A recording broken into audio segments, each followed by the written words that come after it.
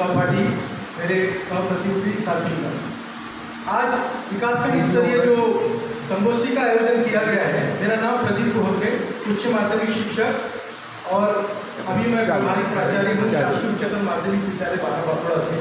तो आज का विषय है नवीन शिक्षा नीति 2020 में प्रौद्योगिकी का उपयोग एवं आनंददायी शिक्षण। इस विषय को अगर हम देखें तो इसके तीन मुख्य अंग हैं। एक तो नवीन शिक्षा नीति 2020, जिसको अपन नेशनल एजुकेशन पॉलिसी NEP 2020 के नाम से जानते हैं। सेकंड, इसका जो इम्पोर्टेंट पार्ट है वो है प्रौद्योगिकी का उपयोग, प्रौद्योगिकी यानी टेक्नोलॉजी। और इसका थर्ड पार्ट है आनंददायी शिक्षण। तो तीनों बात को अगर हम गौर करके देखें तो सबसे पहले नेशनल एजुकेशन पॉलिसी 2020, जो नेशनल एजुकेशन पॉलिसी 1986 के बाद बनी, मतलब 24 साल के अंतराल के बाद में हमें नई एजुकेशन पॉलिसी मिली। तो इसका उद्देश्य क्या है? इसका उद्देश्य था भारत की शिक्षा पद्धति में व्यापक परिवर्तन लाना, भारत की शिक्षा पद्धति को 21वीं सदी के अनुसार पुनर्गठित करना और शिक्षा को समावेशी बनाना, लचीला बनाना और व्यवहारिक बनाना, जिससे बच्चों का, छात्रों का समग्र विकास हो सके। साथ ही साथ इसे छात्रों को वैश्विक पटल पर स्थापित करना। We are in the era of globalization और now world has become global. पूरी दुनिया एक क्या बन गया, गांव बन गया है। तो हम अपने बच्चों को इस विश्व में स्थापित कर सके, इसलिए वो मापदंड भी उनको स्थापित करना, प्रतिपादित करना और साथ ही साथ उनके अंदर नैतिक शिक्षा, साथ ही साथ उनके अंदर सांस्कृतिक शिक्षा और साथ ही साथ उनके अंदर व्यवहारिक शिक्षा भी प्रतिपादित करना, ये हमारी नेशनल एजुकेशन पॉलिसी का मूल आधार है। महात्मा गांधी जी ने कहा था कि the ultimate aim of education is the overall development of human being, यानी एक व्यक्ति का सर्वांगीण विकास ही शिक्षा का मुख्य उद्देश्य होना चाहिए।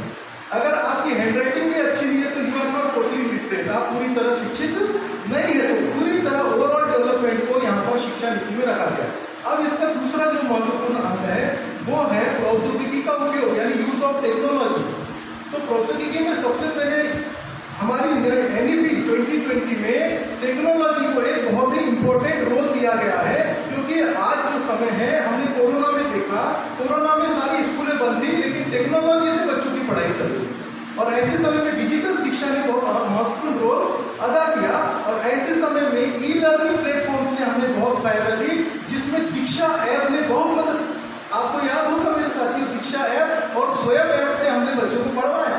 साथ ही साथ MOOC, ये बहुत ही मल्टी ओपन लैंग्वेज कोर्स से आज बच्चों को पढ़ाया जाता है।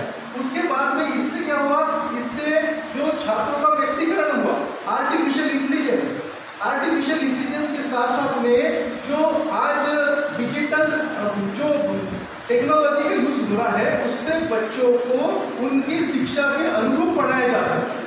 आज आप आर्टिफिशियल इंटेलिजेंस की वजह से पाठ्यक्रम को इस तरह एडजस्ट कर सकते हैं कि बच्चा अपने हिसाब से पाठ्यक्रम का चयन कर सकता है।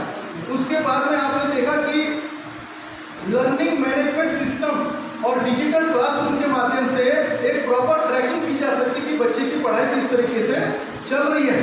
और यहाँ पर आप देख रहे होंगे कि दिन ब दिन आप बच्चों की पढ़ाई में अभी एक नई चीज को NEP के माध्यम से लाया गया है। NEP के माध्यम से शिक्षा एवं उच्च शिक्षा में कोडिंग को भी बहुत वेटेज दिया जा रहा है। आज बच्चे कोडिंग की स्पेशल क्लासेस कर रहे हैं ऑनलाइन, लेकिन हमारी एजुकेशन पॉलिसी में कोडिंग को लाया गया है। साथ में लाइफ साइंस, डेटा साइंस को इंक्लूड किया गया है और डेटा साइंस के साथ साथ इसमें रखा गया है आपके रोबोटिक्स। तो अब हमारे बच्चे 21वीं सदी की लाइफ स्किल्स को सीख रहे हैं थ्रू टेक्नोलॉजी। नाउ हमारा कोई बच्चा आज मेरी स्कूल में, गवर्नमेंट हायर सेकेंडरी स्कूल बाराबाखोड़ा में मैथ्स की टीचर नहीं है, आज हमारे पास में इकोनॉमिक्स के टीचर नहीं है, लेकिन हम ICT लैब के माध्यम से हमारे बच्चों को हम पढ़ा रहे हैं, उनकी पढ़ाई का कोई नुकसान नहीं हो रहा। शिक्षक के अभाव में अब बच्चे का नुकसान नहीं होगा, ये सबसे बड़ा एडवांटेज है। अब हम आते हैं तीसरी बिंदु पे, आनंददायी शिक्षा। आनंददायी शिक्षा का मतलब लर्निंग बाय डूइंग। जब हर बच्चा का अपना लर्निंग स्टाइल होता है, every child is differently abled. तो हम हर बच्चे को अपने तरीके, कोई बच्चा सुन के सीखना पसंद करता है, कोई बच्चा देख के पसंद करता है, कोई बच्चा करके पसंद करता है। तो नेशनल करिकुलर फ्रेमवर्क 2005 को अगर आप ध्यान रखें, और यही नेशनल एजुकेशन पॉलिसी का बेस बना जिसको चेयरपर्सन थे प्रोफेसर यश पाल, और उन्होंने कहा था कि अब ब्लूम्स टेक्सोनॉमी की जगह पर अब तो आएगा फैसिलिटेटर के रूप में टीचर को यूज किया गया। इसलिए अब बच्चे खुद अपने मन से पढ़ सकते हैं, अपने तरीके से सीख सकते हैं। और एक मैं यहाँ पर बात बताना चाहता हूँ। Thank you so much.